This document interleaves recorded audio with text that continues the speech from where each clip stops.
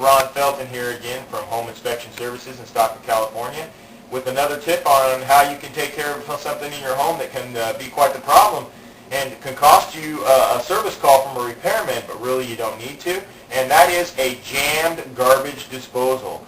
And so most people at one time or the other have had to deal with their garbage disposal being jammed, either from pieces of glass or maybe from a hard object such as a shell or a hull or something like that caught in it. But anyways, a lot of people think that their garbage disposal is burned out and it doesn't work anymore. And I've actually been to a lot of home inspections where, in fact, they're no longer using the garbage disposal, and they believe that it is burned out, when in fact it's not burned out. What it is there's a tiny little breaker down on the bottom of the garbage disposal. I'll come down here for a second and take a look at this, and I can kind of show you what I'm talking about.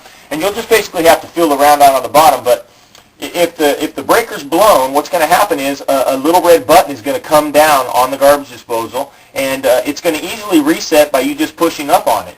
And by pushing up on the button, resetting the garbage disposal, you'll know if the garbage disposal is working, because when you turn the switch on, you'll actually hear the garbage disposal humming, but you won't hear it spinning around. And that's an indication that indeed it is jammed. And some garbage disposals actually have a tool that looks much like a little shaft or an Allen wrench that actually goes in the center of the garbage disposal, and it's like a little handle, and you put it in there, and you actually turn the garbage disposal counterclockwise, and then go up and flip the switch again and try it. And most of the time, that's enough to unjam the garbage disposal. But this particular garbage disposal doesn't have that option on it, and so there's another way to make sure that we unjam the garbage disposal. And if you'll come back up here and take a look, I can show you what I'm talking about. Okay, and so what I have here is just the handle off of a toilet plunger, and you can use a broomstick or just a stick, and I always suggest using wood because wood is soft and it won't tear things up that are inside of the garbage disposal. But what you do is you come over here and look, and we can actually take the cover off of this garbage disposal drain, and there's a little teeth down in there. There's a plate.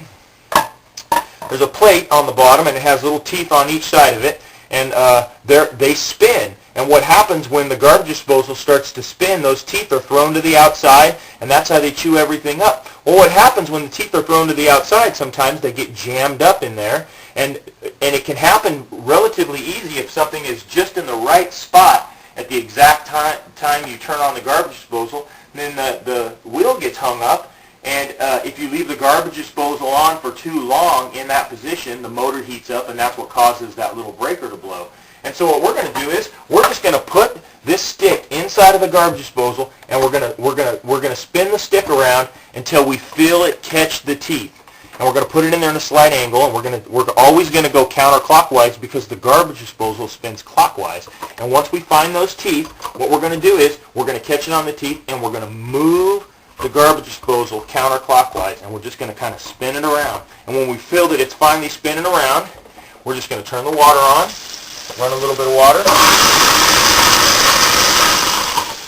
spin the switch, and if there's glass in there or hard objects, as long as the garbage disposal is spinning and you can tell that it's obviously not something like a size of a spoon or something, but if you can tell that it's spinning and it is trying to break it up, my suggestion is always just go for it. You know, turn the faucet on, run some water, and let that thing spin, even if it's glass, because in fact, glass is not a problem for the garbage disposal. They already know that glass is going to break, it's going to wash down the sink, and it's going to get in there. And so they know there are some suggestions out there that actually say eggshells and glass sharpen the teeth on your garbage disposal. And I don't know if that's true or not. I wouldn't suggest breaking glass and putting it in your garbage disposal to test it. But if glass gets in there, it sounds horrible, but in fact it will chew it up. It just takes a little bit of time. If you do have something large inside of there, like a spoon or something, and you need to open it up, you know, smart, unplug the garbage disposal. Don't just rely on the switch working, or that somebody might come up and try to help you out by flipping the switch when you got your hand in there. So always unplug the garbage disposal first before you reach down in there to mess with it. And that's pretty much it for today. One more thing.